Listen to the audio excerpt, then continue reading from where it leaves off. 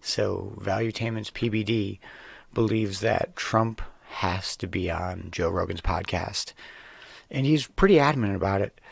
I've obviously thought of the implications and the effects of it, but how important it is ultimately, I haven't really thought about that too much. The question I ask myself is, would Trump going on the podcast get him elected? Followed by, would Trump not going on Joe Rogan's podcast make sure he didn't get elected?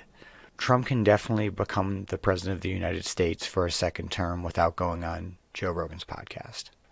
Would him going on Joe Rogan's podcast guarantee the election?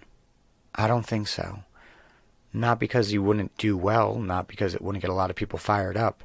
I think most of the men who are listening to the Joe Rogan podcast are probably not going to vote. And it's votes that win elections.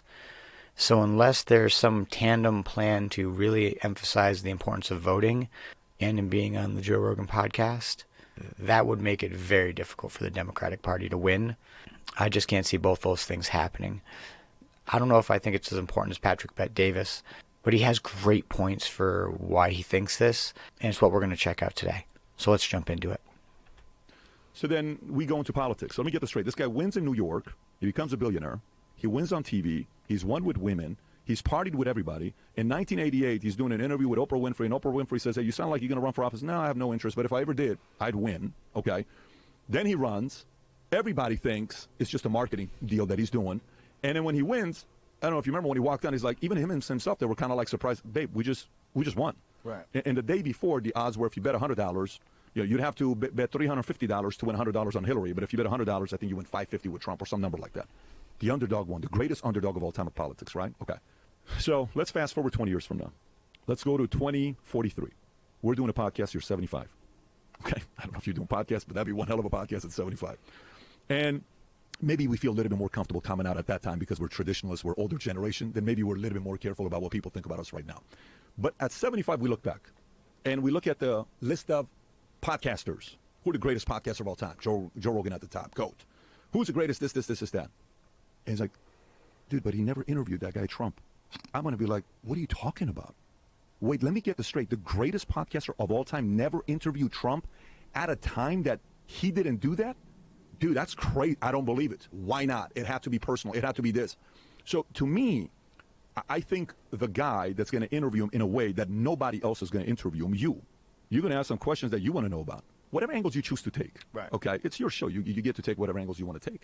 I think it'd be very weird to look back. There's going to be no mainstream media 20 years from now. You know that. I know that. To look back and say Joe never interviewed Trump. That's kind of weird. So that's my pitch to you. Good. I like weird. You like weird? I like things that are weird. I don't know about that. I think if I'm his advisor, I would advise him. You can't go to anybody else unless you go to Joe first. And I'm telling you, from a perspective of if I'm his counsel, I would say you go to Joe, then you go XYZ. You're Joe.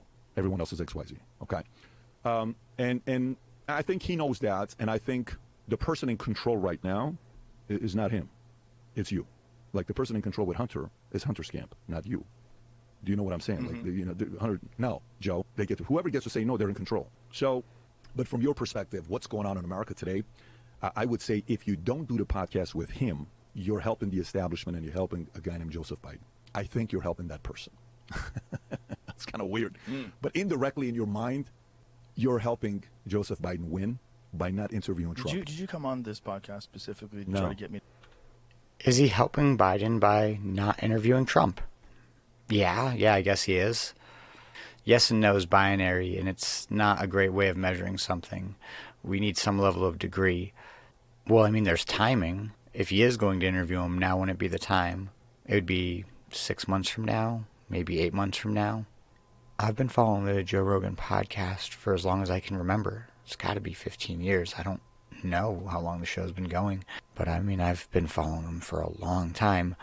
And he seems dead set on not actually being a needle mover. He really doesn't want to have an effect. He seems to be perfectly okay just having an impact and staying at that position. Could you make the argument that as an American, he should for America?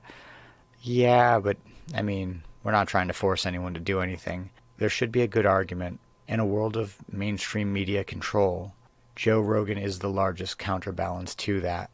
And in that, I have to agree with Patrick Bet-Davis. It definitely does help Biden if Trump doesn't go on the Jerry Experience. I hope you learned something. I'm Tristan with Radically Rational Radio. Like, comment, subscribe. I'll see you in the next episode. Stay resilient.